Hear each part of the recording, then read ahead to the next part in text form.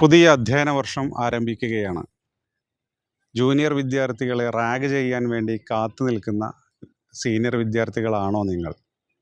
ഓർക്കുക, പോയ വർഷം നമ്മുടെ വാർത്താമാധ്യമങ്ങളിലെല്ലാം നിറഞ്ഞു നിന്നിരുന്നത് റാഗിങ്ങിനെ തുടർന്നുണ്ടായ അക്രമവും മരണവുമൊക്കെയായിരുന്നു. എന്നാൽ ജൂനിയർ വിദ്യാർത്ഥികളെ റാഗ് ചെയ്യാൻ നിൽക്കുന്ന ആളുകളാണ് നിങ്ങളെങ്കിൽ നിങ്ങളുടെ മനഃശാസ്ത്രം എന്താണ് എന്നാണ് ഇവിടെ പറയാൻ പോകുന്നത്. ഒന്ന്, നിങ്ങൾക്കൊരു ക്രിമിനൽ മനസ്സാണുള്ളത്, ഒരു ആൻറ്റി സോഷ്യൽ മനസ്സാണുള്ളത്. എവിടെ നിന്ന് കിട്ടി ഈ മനസ്സ് എന്ന് വിചാരിച്ചാൽ അതിന് പല വഴികളുണ്ടാവും. പ്രധാനമായത്, നിങ്ങളൊരു പക്ഷേ ഒരു അതോറിറ്റേറിയൻ പാരൻറ്റിങ്ങിന് വിധേയമായ ആളുകളായിരിക്കാം. നിങ്ങളുടെ ബാല്യകാലത്ത് കാർക്കശ്യക്കാരനായ ഒരു അച്ഛനോ അമ്മയോ ഒക്കെ വളർത്തി ഒരുപാട് ശിക്ഷണ നടപടികൾക്കും ഒരുപാട് മർദ്ദനങ്ങൾക്കുമൊക്കെ വിധേയരായ ആളുകളിലാണ് പിന്നീട് ഇത്തരം ക്രൂരമായ അക്രമവാസനകൾ ഉണ്ടാകാറുള്ളത് എന്ന് മനസ്സിലാക്കുക. അതിനർത്ഥം നിങ്ങൾക്കൊരു ആൻറ്റി സോഷ്യൽ മനസ്സുണ്ട്. ഈ ആൻറ്റി സോഷ്യൽ മനസ്സ് വന്ന വഴി ഏത് എന്ന് ചോദിച്ചാൽ അതൊരു പക്ഷേ നിങ്ങളുടെ അച്ഛനമ്മമാരെ പറയിപ്പിക്കുന്നതിന് തുല്യമാണെന്ന് ഓർക്കുക. മറ്റൊരു കാരണം, നിങ്ങൾക്ക് നിങ്ങളെക്കുറിച്ച് കുറഞ്ഞ ആത്മവിശ്വാസമേ ഉണ്ടാവൂ, ലോ സെൽഫ് എസ്റ്റീം. സാധാരണ അവനവനെക്കുറിച്ച് കുറഞ്ഞ ആത്മവിശ്വാസമുള്ളവരാണ് തൻ്റെ ആത്മവിശ്വാസം കൂടുതലുണ്ടെന്ന് കാണിക്കാൻ വേണ്ടി മറ്റുള്ളവരുടെ മെക്കിട്ട് കയറി ആക്രമണങ്ങൾ സംഘടിപ്പിക്കാറുള്ളത്. ഇതുകൂടി ഓർക്കുക. നിങ്ങൾ ഇത് ചെയ്യുക വഴി നിങ്ങളുടെ ആത്മവിശ്വാസത്തിന് കുറവുണ്ടായിട്ടാണ് നിങ്ങളിത് ചെയ്യുന്നത് എന്ന് ഓർക്കുമ്പോൾ നിങ്ങൾ ഒരിക്കലും ഒരു മികച്ച നേതാവല്ല, യോദ്ധാവല്ല, മറിച്ച് ഒരു അപകർഷതാബോധം പേറുന്ന ആളാണ് എന്നുകൂടി മനസ്സിലാക്കുക.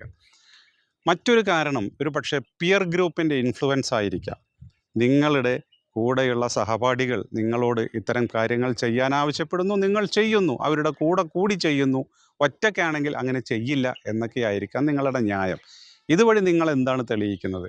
നിങ്ങൾക്ക് സ്വന്തമായൊരു വ്യക്തിത്വമില്ലെന്നർത്ഥം. ഒരാൾ അല്ലെങ്കിൽ ഒരു കൂട്ടം ആളുകൾ എന്ത് വേണ്ടാധീനത്തിന് ക്ഷണിച്ചാലും പോകുന്ന ഒരു നീച മനസ്സിൻ്റെ ഉടമയാണ് നിങ്ങൾ എന്നാണ് ഒരു പക്ഷേ ഈ അർത്ഥത്തിൽ ഇത് തെളിയിച്ചുകൊണ്ടിരിക്കുന്നത്. മറ്റൊന്ന്, ഡീ ഇൻഡിവിജ്വേഷൻ എന്ന് പറയും. ഡീ ഇൻഡിവിജ്വേഷൻ എന്ന് പറയുന്നത് ഒരാൾക്കൂട്ടത്തിൽ കയറി ഞാനൊരു കാര്യം ചെയ്യുമ്പോൾ എൻ്റെ പങ്ക് വളരെ വലുതാകില്ല, അതൊരാൾക്കൂട്ടത്തിൻ്റെ ഭാഗമായി അങ്ങ് പൊയ്ക്കളയും എന്നാണ് നിങ്ങൾ ധരിക്കുന്നതെങ്കിൽ അവിടെയും അപകടത്തിലാകുന്നത് നിങ്ങളുടെ വ്യക്തിത്വമാണ് എന്നുകൂടി നിങ്ങൾ മനസ്സിലാക്കുക. ഇത് ഇന്ത്യയിലാണ് ഈ റാഗിങ്ങിനെ തുടർന്ന് ഇത്തരം നീചമായ ആക്രമണങ്ങൾ കൂടുതൽ കണ്ടുവരുന്നത്. ഒരു പക്ഷേ ഒരു എമ്പതിയില്ലായ്മ, മറ്റുള്ളവരോട് ഒരു അനുതാപമില്ലായ്മ, ഒരു സാഡിസ്റ്റിക് മനസ്സുണ്ടാകുക, ഇതൊക്കെയും ഈ റാഗിങ് വീരന്മാരുടെ മനസ്സ് പരിശോധിച്ചാൽ നമുക്ക് മനസ്സിലാകുന്നതാണ്. ഒരു പൂച്ച എലിയെ കളിപ്പിക്കുന്നത് പോലെ ഒരു നിസ്സഹായനായ ഒരു ജൂനിയർ വിദ്യാർത്ഥിയെ ശാരീരികമായോ മാനസികമായോ പീഡിപ്പിക്കുന്നതിൽ എന്ത് വീരശൂര പരാക്രമമാണ് ഒളിഞ്ഞിരിക്കുന്നത് എന്ന് ഒരു നിമിഷം നിങ്ങൾക്ക് ചിന്തിച്ചാൽ മനസ്സിലാവും. നാളെ നിങ്ങളാണ് ഇത്തരം ഒരു സന്നിഗ്ധ ഘട്ടങ്ങളിൽ ഉൾപ്പെടുന്നതെങ്കിൽ നിങ്ങളെ കാത്തിരിക്കുന്നതും ഇതേ വിധിയാണ്. ഒരു പുതിയ സ്ഥലത്ത്, ഒരു അപരിചിത സ്ഥലത്ത് നിങ്ങൾ ചെല്ലുമ്പോൾ അവിടെ ഒരു കൂട്ടം ആളുകൾ നിങ്ങളെ വളഞ്ഞ് നിങ്ങളെ ശാരീരികമായി പീഡിപ്പിക്കുന്നു, മാനസികമായി പീഡിപ്പിക്കുന്നു, നിങ്ങളെ കളിയാക്കുന്നു, നിങ്ങളെ നഗ്നനാക്കുന്നു. ആ ഒരവസ്ഥയിൽ നിങ്ങൾ എത്തിപ്പെടുമ്പോൾ നിങ്ങളും അനുഭവിക്കുന്നത് ഇതേ പീഡനങ്ങളാണ് എന്ന് മനസ്സിലാക്കി നിങ്ങൾ ഈ നീചകൃത്യത്തെ ഒരർത്ഥത്തിൽ കണ്ടാൽ ഒരു പക്ഷെ നിങ്ങൾക്കതിൽ നിന്ന് പിൻവാങ്ങാൻ കഴിയും. ഒരു കാര്യം പ്രത്യേകം മനസ്സിലാക്കുക, ഇന്ത്യയിൽ ആൻറ്റി റാഗിങ് ലോ വളരെ കർശനമാണ്. നിങ്ങൾ റാഗ് ചെയ്യുന്ന ജൂനിയർ വിദ്യാർത്ഥികൾ ഇതിനെതിരെ പരാതിപ്പെടില്ല എന്നാണ് നിങ്ങളുടെ ധാരണയെങ്കിൽ ആരെങ്കിലും പരാതിപ്പെട്ട് കഴിഞ്ഞാൽ നിങ്ങളുടെ ഭാവി ജീവിതം തുലഞ്ഞത് തന്നെ എന്നുകൂടി ഓർക്കുക. ഇനി പല സ്വാശ്രയ സ്വകാര്യ കോളേജുകളും ഈ ആൻറ്റി റാഗിങ് കമ്മിറ്റികളൊക്കെ ഉണ്ടെങ്കിലും അവർ ഈ റാഗിങ്ങിനെതിരെ കർശന നടപടികൾ എടുക്കാറില്ല. കാരണം റാഗ് ചെയ്യുന്നത് സീനിയർ വിദ്യാർത്ഥികളാണ്. ആ സീനിയർ വിദ്യാർത്ഥികൾക്കെതിരെ നടപടിയെടുത്ത് പോലീസ് കേസ് പോയി അവരെ സ്ഥാപനത്തിൽ നിന്ന് പിരിച്ചുവിട്ടാൽ ഒരു പക്ഷേ സ്ഥാപനത്തിന് അവരിൽ നിന്ന് കിട്ടുന്ന ഫീസ് നഷ്ടപ്പെടും എന്നുള്ള ഭീതിയിൽ ഇതിനെതിരെ ഒരു അലസ മനോഭാവം കൈക്കൊള്ളാറുണ്ട്.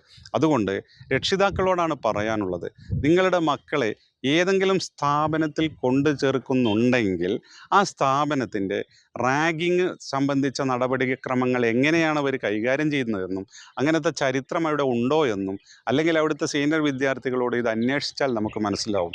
ഇന്ത്യയിൽ, പ്രത്യേകിച്ച് തെക്കേ ഇന്ത്യയിൽ ഒരുപാട് വളരെ പ്രധാനപ്പെട്ട സ്ഥാപനങ്ങൾ, പേരെടുത്ത റെപ്യൂട്ടഡ് ഇൻസ്റ്റിറ്റ്യൂഷൻസ് ഒക്കെ റാഗിങ് തീരെ ഇല്ലാത്ത സ്ഥാപനങ്ങളാണ്. റാഗിങ്ങിന് ആര് മുതിർന്നാലും അവരെ അപ്പോൾ തന്നെ സ്ഥാപനത്തിൽ നിന്ന് പറഞ്ഞു വിടുന്നവരാണ്. അതുകൊണ്ട് നിങ്ങളുടെ മക്കളെ ചേർക്കാൻ ചെല്ലുമ്പോൾ ആ സ്ഥാപനത്തിൻ്റെ ഈ ഒരു വസ്തുതയുടെ ഒരു സാഹചര്യം പരിശോധിച്ച് മാത്രം ചെയ്യുക.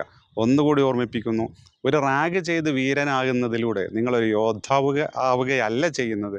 നിങ്ങൾ ഏറ്റവും വലിയ ഒരു സാമൂഹ്യ ദ്രോഹി, ഒരു ക്രിമിനലാകുകയാണ് എന്നുകൂടി മനസ്സിലാക്കുക. ഇനി ചിലർക്കൊരു ന്യായമുണ്ട്, ഞങ്ങൾക്ക് കിട്ടിയത് ഞങ്ങൾ കൊടുക്കുന്നു, ഞങ്ങൾ റാഗ് ചെയ്യപ്പെട്ടിട്ടുണ്ട്, അത് ഞങ്ങൾ റാഗ് ചെയ്യുന്നു.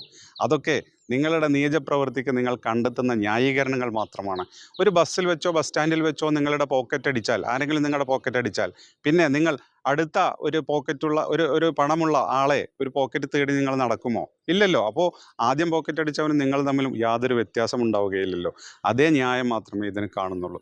അതുകൊണ്ട് ഇതിനൊരുങ്ങി പുറപ്പെടുന്നവർ അവനവനെക്കുറിച്ച് നന്നായിട്ടൊന്ന് ചിന്തിക്കുക. ഇത് ഒരു നീച പ്രവൃത്തിയാണെന്ന് മനസ്സിലാക്കുക. Okay, thank you.